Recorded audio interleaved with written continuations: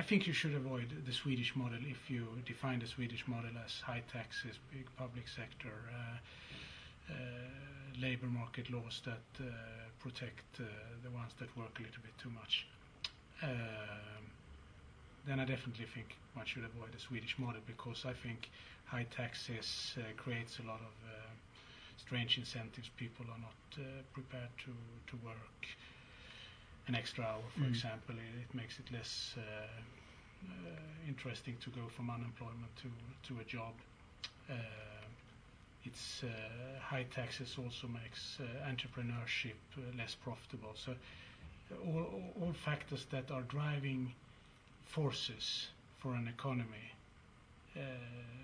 in order to grow are negatively affected by too high taxes. Another side of the Swedish model is a large public sector, and as it is in Sweden, that means that a lot of sectors in Sweden are not open for competition, and it makes it, and I think that's also something one should avoid. One should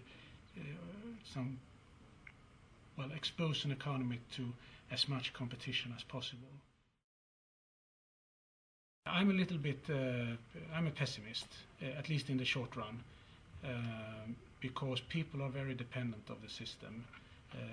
We get a lot of subsidies from the system. We about almost 50% of every household have at least one person who works in the public sector, and that means that you're very dependent of the public sector, and if you are dependent of something, you are not prepared to reform it, if that in the short run means that you might lose a lot of money. So when it comes to reforming the Swedish economy, I'm a little bit, I'm a pessimist. But on the other hand, we did a lot of reforms in the early 90s. Then we had a big economic crisis, and I think that is one reason why we reformed. I also think international competition is important. It's tough to have high corporate taxes, and they're not that high anymore.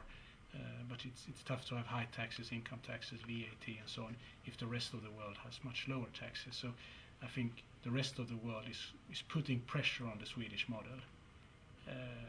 And if that means that, I don't think it is going to lead to rapid, that the model will disappear because of international competition, but I think it's a factor that definitely is going to affect the Swedish model in the future, and I think we are actually converging a little bit towards the European model. The taxes will be a little bit lower, I think, in the future.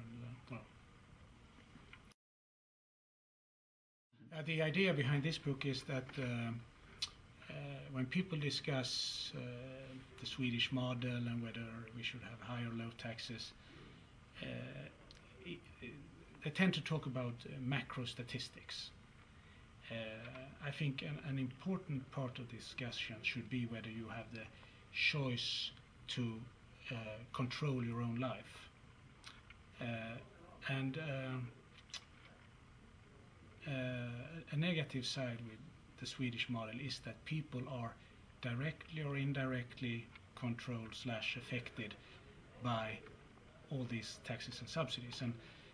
And the book we recently released is an attempt to describe a normal Swedish family who wakes up in the morning and starts thinking about how many of their choices during a day are affected by taxes and subsidies and regulations. And there are a lot of examples. She works in the public sector and he works in the private sector.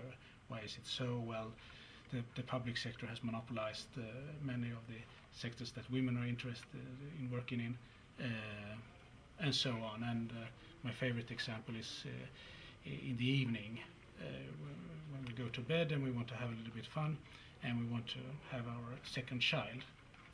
In Sweden they changed the rules in the 80s, so Swedish families have a very strong incentive to get a second child before within 2.5 years after the first child.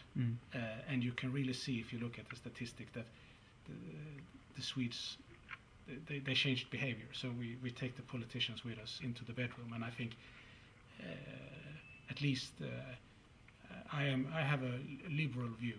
I have liberal views. To some extent, I believe in the market economy and so on, and I think people should have